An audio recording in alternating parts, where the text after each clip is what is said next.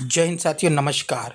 मध्य प्रदेश उच्च न्यायालय द्वारा एक बड़ी अ, अपडेट दी गई है जबलपुर खंडपीठ द्वारा। तो जबलपुर मेन ब्रांच द्वारा क्या अपडेट है, तो आइए हम देखते हैं। साथियों नमस्कार, मैं नवीन यादव सर महाकौशल क्लासेस में आपका बहुत बहुत स्वागत करता हूं। जी हाँ साथियों, एक खबर आ रही है कि नियमित शिक्षक अगर किसी अतिथि शिक्षक के स्थान पे आता है तो उसको कारमुक्त या हटाया नहीं जाएगा। जी हाँ साथियों, 70,000 से अधिक अतिथि शिक्षकों को होगा लाभ।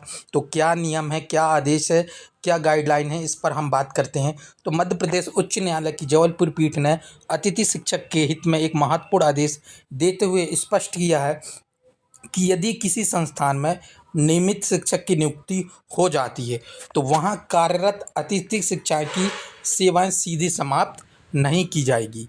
जी हाँ साथियों, इस आदेश को प्रदेश भर में कार्यरत अतिथि शिक्षक के लिए एक महत्वपूर्ण राहत देखा जा रहा। न्यायालय के इस फैसले से प्रदेश के लगभग 70,000 से अधिक अतिथि शिक्षकों को लाभ होगा।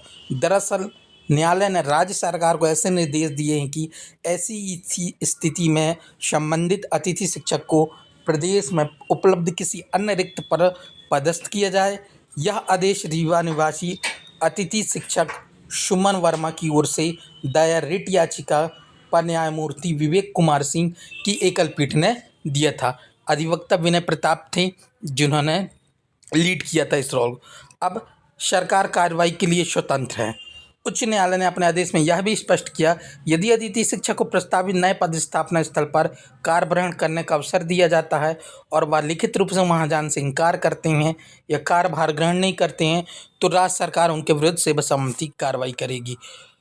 कराने के लिए स्वतंत्र होंगे। इस आदेश को प्रदेश भर के कार्यरत अतिथि शिक्षक के लिए महत्वपूर्ण राहत के रूप में देखा जा रहा है और होना भी चाहिए कि 20 सत्र में कोई नियमित शिक्षक आ जाता है तो ऐसे ही आप किसी शिक्षक को बाहर नहीं कर सकते। जी हाँ साथियों, और एक और महत्वपूर्ण उन्होंने कहा कि रिक्त पदों पर उनको समायोजित करें। याचिकाकर्ता के अधिवक्ता ने ग्वालियर पीठ द्वारा 20 मई 2025 को दीपिका रजौरिया एवं अन्य बनाम मध्य प्रदेश राज्य मामले में दिए गए अंतरिम आदेश का हवाला देते हुए कहा कि नियमित शिक्षक को नियमित होने पर अतिथि शिक्षक को हटाने की बजाय किसी अन्य रिक्त पद पर समायोजित किया जाना चाहिए। न्यायालय ने इस दलील को स्वीकार करते हुए इसी सिद्धांत के रूप में आदेश पारित किया। साथियों, मैं आपको एक रिट पिटीशन दिखा दे रहा हूँ हाई कोर्ट की। तो यहाँ पे ये देख सकते हैं आप, ये रिट पिटीशन देखेंगे आप यहाँ पे। तो in the high court of Madhya Pradesh writ petition number दिया 2460522026 हॉनरेबल श्री जस्टिस विवेक कुमार सिंह की है। ये आप रीड कर सकते हैं। ऑर्डर पूरा यहाँ डिटेल में दी गई है, ये मैंने दे दिया। आप चाहो तो स्क्रीनशॉट लेके पढ़ सकते हो और इसका मैं हिंदी वर्जन भी यहाँ लगा दिया स्क्रीन पर, चाहो तो आप रीड कर सकते हो। सारी चीज़ें ये रेटिफिकेशन क्या होगा, विनय प्रताप सिंह याचिकाकर्ता के अध्यक्ष सुश्री श्वेता यादव जी राज्य के उप महाव्यक्ता, यहाँ पे आप रीड कर सकते हैं। यहाँ पे साफ दिया है कि प्रतिवादी के वकील ने बताया कि उन्होंने निर्देश मांगे हैं क्योंकि जहां याचिकाकर्ता की अतिथि संकाय के रूप में नियुक्त किया गया था वहां सुश्री भावना दहेरिया नामक एक नियमित पदाधिकारी को पहले ही नियुक्त किया। तब याचिकाकर्ता के वकील से निवेदन किया गया कि उपरोक्त तथ्यों को देखते हुए याचिकाकर्ता के मामले पर अब इस न्यायालय को ग्वालियर पीठ द्वारा दिनांक 25/5/2025 को WPL संख्या 1653/2025 दीपिका रजौरिया और अन्य बनाम मध्य प्रदेश। तो ये आप रीड कर सकते, सारी चीज़ें यहाँ दी गई है डिटेल में, है ना। हिंदी वाला भी मैंने पूरा दिखा दिया। अब देखिए, आप पता नहीं समझ पाए कि नहीं समझ पाए, लेकिन मैं फाइनली बता दूं कि है क्या चीज़।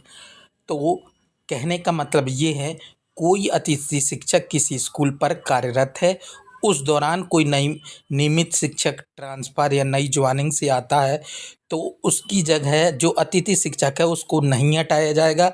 हाँ, उसको समायोजित किया जाएगा किसी और पद पर या इसी राज्य में मध्य प्रदेश में किसी और जगह पर उसको पद दिया जाएगा। उसको डायरेक्ट सेवा से नहीं हटाया जा सकता। तो फाइनल यही रिजल्ट था साथियों। आपको इसी प्रकार की अपडेट के लिए आप हमारे चैनल महाकौशल क्लासेस को ज्वाइन कर सकते हैं, यानी कि लाइक करें, शेयर करें और चैनल पे नए हों सब्सक्राइब कर लें। इसी प्रकार की अपडेट आपको मिलती रहेगी।